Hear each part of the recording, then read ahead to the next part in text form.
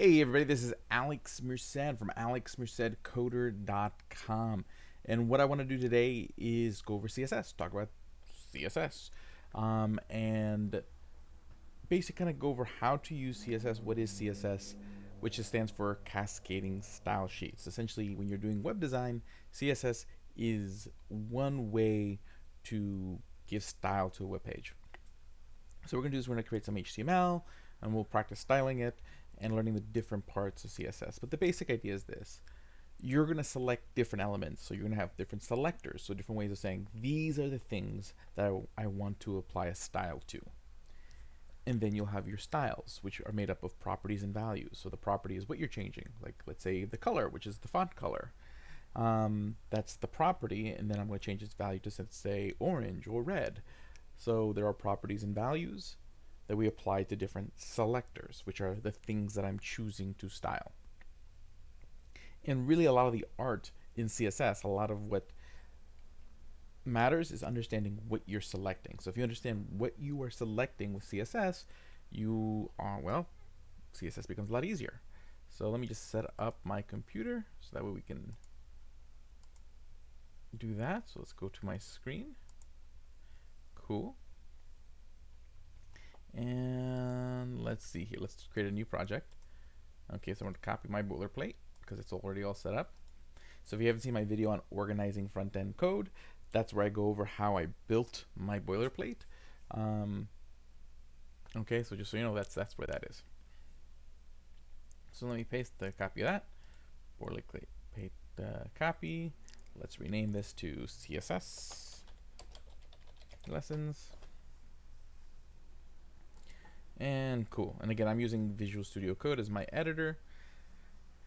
And that's in, again, my boilerplate. I have my index.html, which links to the JavaScript file here and the CSS file here. Okay, so let's go one step at a time. Let's create some elements. So if you're not that familiar with HTML, just so you know that in HTML there's always block elements, which are ones that basically make a square. So like an H1 is a block element. Okay, so anything inside of it gets its own square, and actually I'm going to use a different one. So because there's basically two elements that are sort of the big building blocks. So always just think of divs are blocks. Okay, so we'll put hello world in there, and I'll show you what I mean. And then spans are inline content. So I'm going to just use spans and divs for the most part to illustrate my point. So if I go hello world, and then I do another span,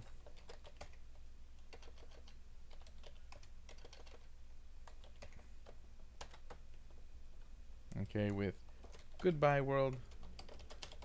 Let's see how those behave, because that's going to be important to knowing how we're going to do some of our styling. So I'm going to right click on the index.html, open with live server, which is an extension on Visual Studio. So you'd have to go to the extension store or what directory and download it. But now look what happens. So hello world is the first one that's in the div is on its own line because it's a block element. So it gets its own block, and blocks end up naturally stacking on top of each other. If I go here, see the div gets its own block, and the block is really just the height of the content and the full width of the screen. That's always the sort of the default behavior. Now span is inline content, so you see they both end up in the same line because they're not a block. They don't get stacked on top of each other. They're both part of whatever block that they're in, which is technically the body block. Okay. And the reason why that's important is because depending on sort of what kind of element it is, it's going to determine like how do we do certain things. Okay. And then again, this here in your browser, this is the Google Chrome Inspector. You can always get to that by just going to Inspect, or doing Control-Shift-I. And that'll bring up this terminal. Under Elements, you can kind of see the layout and highlight everything, so you guys can see what that is. You can tinker around with all the different CSS elements right over here. So I can turn some of that stuff off. Cool. But now that we got that point across, we can begin styling stuff. Now, how do I do CSS? There are sort of three ways you can do this. We can basically do inline styles. So what you do is you'd go into the HTML tag and just type in style equals, and then here you would just put in your style. So it'd be like color orange, And the syntax is always, there's the property name, so the property is color. The value is orange, so we're saying that the color property is orange. Okay, and then you separate each style with that. So then that will say, so I'm going to change the font color is just the font color. So I'm going to change the font color to orange. We're going to change the font size to 3 EMs. Now EMs are relative. So basically what they do is they're relative to the default font size of the web page. And the default font size on a website, I think, is like 17.5. So technically 3 EMs would mean like 3 times 17.5. Okay, so if I do this now, so let's see here, save. And so you can see Hello World has become orange and it's a lot bigger. Okay, so I was able to do that through an inline style. Okay, that's one way to do it. Okay, and an inline style always kind of trumps everything else, because what happens in CSS is that you can end up selecting the same thing in multiple ways, and the CSS has to kind of weight the ways you selected it to see which style wins. Okay, so let's say I change the font color. So another way I could do this is I could use a style tag. So I could create a style tag here and literally just write my CSS here. So if I want the style H1s, or actually there's not an H1, we'll just say a div, and I want to do instead color. The color of the font is orange or red, even though I specified it here.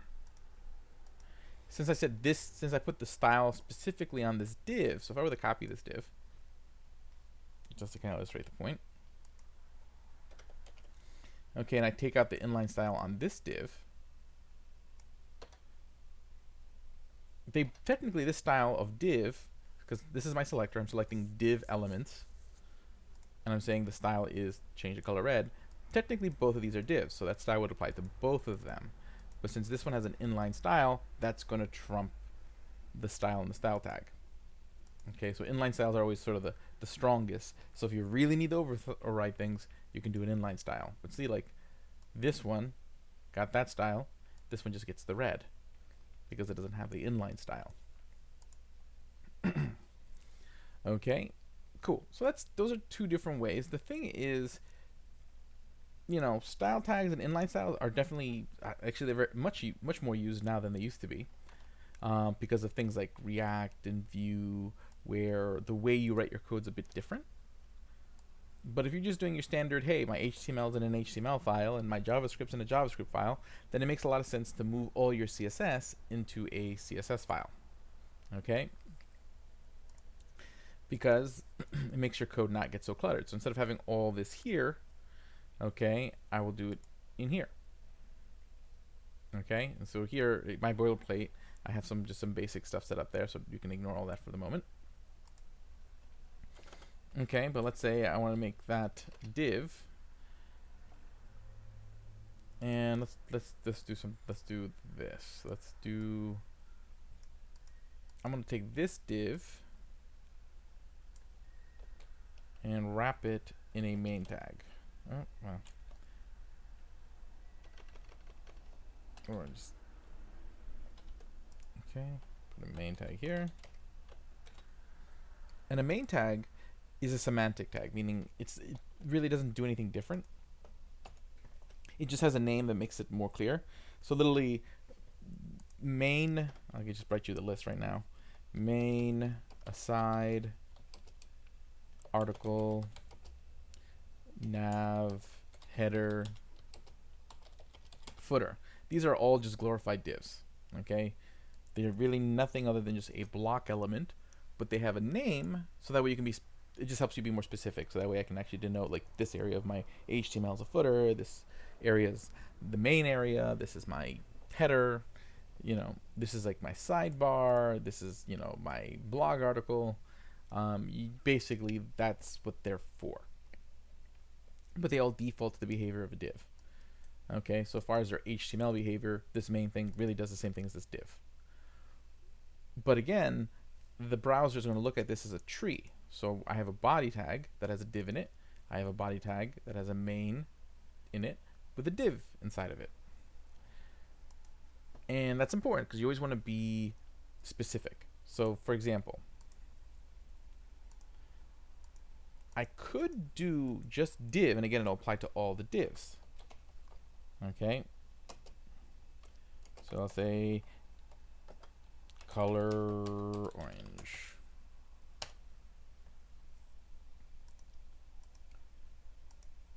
Okay. Color orange. So if I go back here, now both divs should be orange. So see, both divs are orange. But let's say I really only wanted this div. Or let's say I want to be more specific. So another way I can be more specific, which means it would override the previous style. So if I do this, body tag div. So you see that's more specific because I'm using two element tiles. So I'm not saying all divs, I'm saying any div inside of a body tag. So it's going to look for a body tag and then look for all the divs inside of it. So this is more specific. So this will override. So if I do this, red, both of those divs should become red. And they do, because this style is more specific. Now let me change just the first div. I could do this. Body arrow div color green. That first div is going to change to green, because what this means is only a div tag that's directly under body. And if I go back to my HTML, this div is directly under the body tag. This one is not. It's not under the body tag. It's technically under the main tag, which is under the body tag. So that's the difference between having the arrow here and not having the arrow. This is a direct child. This is any child at any level. So see, this became green because I'm selecting the direct child. So if I wanted to get to that other div and override that one, I could do this. I could do body main div. So it has to be a div inside of a main tag, and that main tag has to be inside of a body tag. Okay, and if I want to be super specific, I could do this. It has to be a main tag that's directly under body and a div that's directly under main, and be like color purple.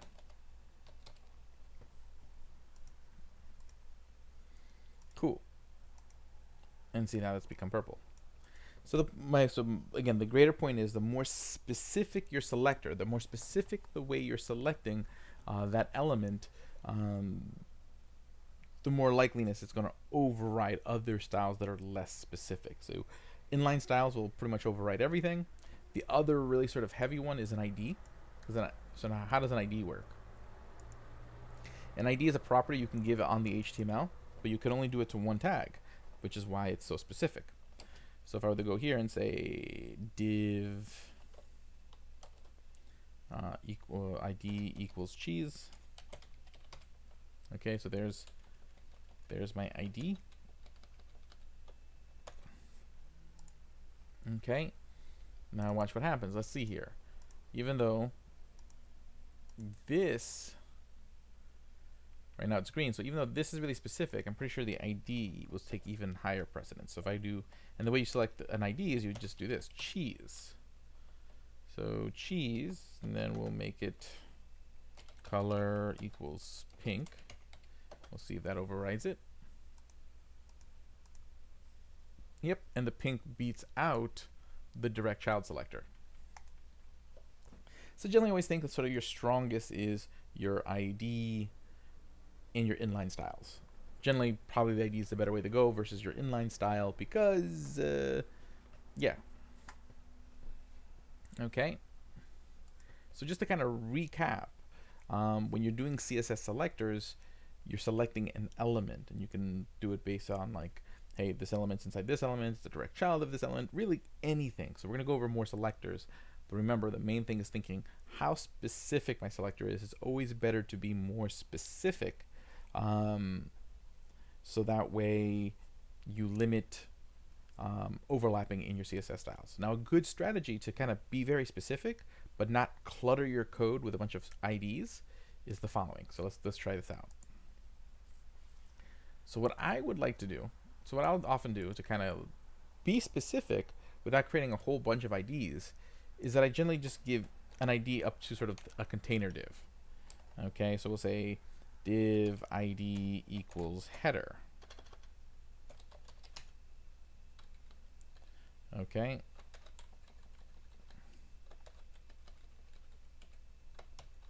Okay, and then inside there we have, another div,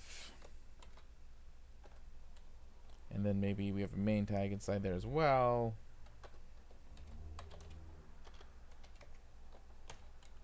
And we have some random text there, and we have some random text here. Okay, so what I'll do then, and let me just delete all these styles. What I'll do then is use that header ID and be like header div. I'll say the header div, the font color in the header div.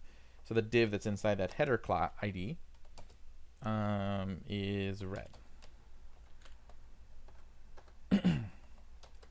And then I'll say header main equals color green.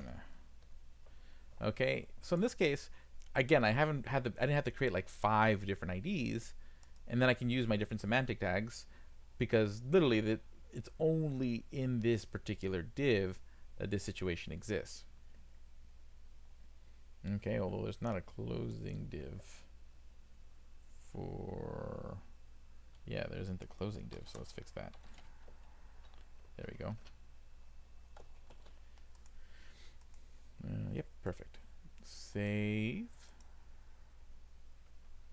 So now if I go back to the website, let's see here, that should be right?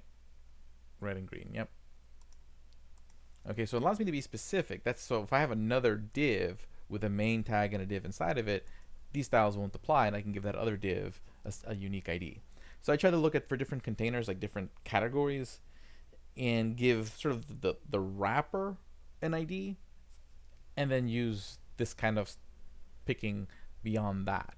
It's so that way I know there isn't an overlap because of the unique ID, but I'm not littering my page with an ID on every element. Okay, because then that gets really hard. Then basically if I put an ID on everything, this starts looking really cluttered.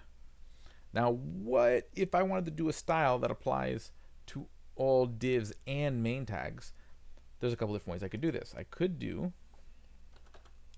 div, comma, main, which means apply this to all div tags, apply this to all main tags. Okay. And for this, we'll do font size 2 EMs. Okay, there's also Rems.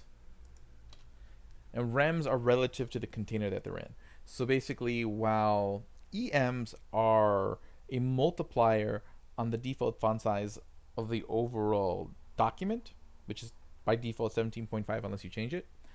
Rem, if you're in a div and that div's font is 10 pixels, then it's a multiplier of that relative font size, if it's sort of the first container that has its own specified font. So just be aware that that's a thing. You could also do pixels. So I could also instead be like normal font sizes and just like, let's make it this 24 pixels. That's going to be our font size. Okay. Let's see, now both of them are bigger. So the text that's in the div and the text that is in the main tag are both bigger because this applies to both. But let's say I want to override that. I can be more specific, and what I'll do is I can give both of these elements a class. It's not as specific as an ID, because an ID can only be on one element at a time. A class could be on multiple elements. So we'll say, we'll just call it sub. And I'll copy the same class, and I can apply this class to as many different elements as I want. Class sub. Okay, and very good. Now let's actually put a style there. And for a class, you would do dot sub. So dot sub. And for this one, what we'll do is we'll do text transform uppercase. Okay, save. So that should transform both of those things to uppercase, and it did. Okay, but I can also override. This is more specific than this, so I should be able to override the font size. So just to kind of illustrate the point, font size, we'll say 8 pixels. We'll make it really small. And see the class. So even though I have that other selector that says all div and mains, I have the 24 pix font size. Since a class is considered more specific, that wins out. Okay, so IDs, most specific. Classes are pretty specific. Okay. Cool. So let me actually get rid of that font size. And the cool thing is you can have more than one class. So I'll just create another class called other. And we'll say that other, what would be a good thing to add? We'll say other makes oh, text decoration. Let's do that. Text decoration and text decoration. Color transparent. We'll just say navy. See what that does. I think it's just gonna put like an underline. Save. Let's see what it does. Okay, that do what I want to do. Text decoration. Oh, let's do this. Text transform. Pretty sure it is text decoration that I want. I just gotta find the right property, but I don't think it's supposed to be a color. Transparent, unset, initial. Let's try underline. Okay.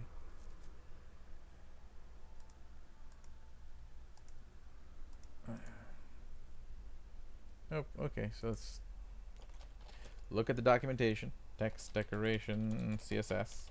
And that's the thing about CSS. There's just so many different properties with so many different values. It does take a while to kind of memorize all of them. You don't really ever do. You'll always be Googling them. Oh, that's right. Okay, underline. Okay, that's right. Text decoration color. Okay, cool. So I was thinking about this, right? So we should say a green underline. Text decoration. Oh, I didn't actually apply the class to anything yet. That would help. So again, you can have a second class. So I can be like sub space other. So now the sub and the other class are both on these. Save.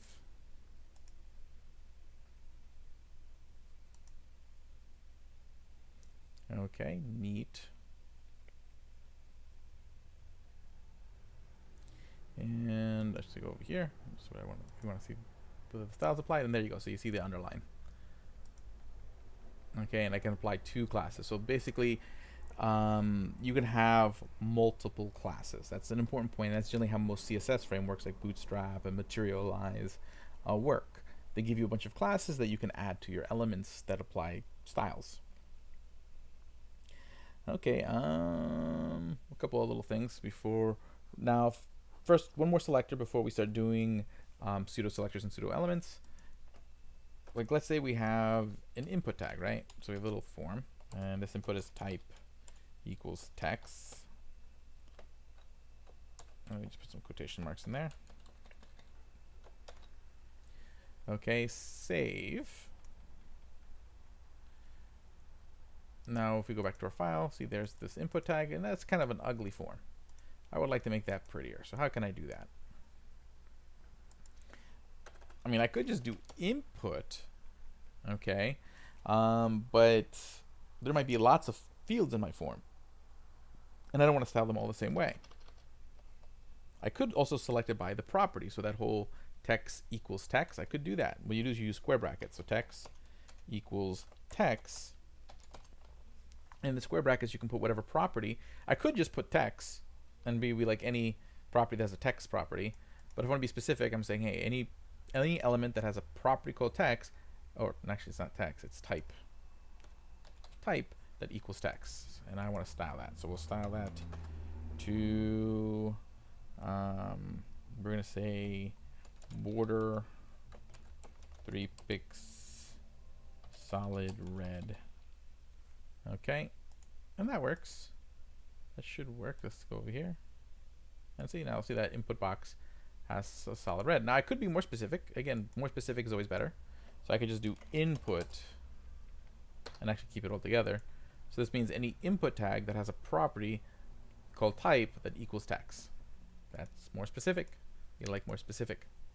Okay, same thing. Now, you don't have to use already established properties. You can just make stuff up. That's the other fun thing you can do. This is how a lot of different libraries do, like the original Angular JS will work. So I can just create a property called cheese. Okay, and make that hello. Okay, I'm just making stuff up, and then I'm pretty sure I should be able to put both properties in there. So I can be like, now one that has a type equals text, and then a property called cheese that equals hello. So I'm being super specific. It's giving me a red line, so that might not be what worked the way I think it's going to work. Nope. So maybe I have to do this as two separate square brackets. Let's try that. Okay, yep, that looks like might be the way we'll have to do that. And there you go. So I selected this one because it's the only one that's an input that has a type equals text property and a cheese equals hello property. So you can be pretty specific, and you can even just make up your own properties. So you can have a lot of fun with your selectors. And I think you can even theoretically make your own tag, just use fake tags, but that can cause issues in some browsers, so I'm not going to show you how to do that. Okay, so last couple pieces is we'll do pseudo selectors. There's a bunch of different what's called pseudo selectors, so they're not selecting the element, they're selecting the element in a certain state. There's only one I'm going to show you right now, and that is hover. Okay, so let's say I did input pseudo selector is always 1:, and we'll say hover. Okay, which that means I want to style the input when you're hovering over it. Okay, so in this case, what we're going to do is I'm going to just say, when you hover over it, the border is now 10 pixels dotted green. So you get a big fat dotted border. Save. Whenever you hover over an input tag. Okay, boop. And see, it only happens when you hover, so it gives this kind of cool little effect. But see, this one again, that border is more specific, so it doesn't apply to it.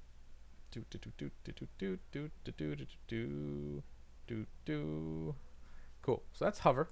That's a pseudo selector.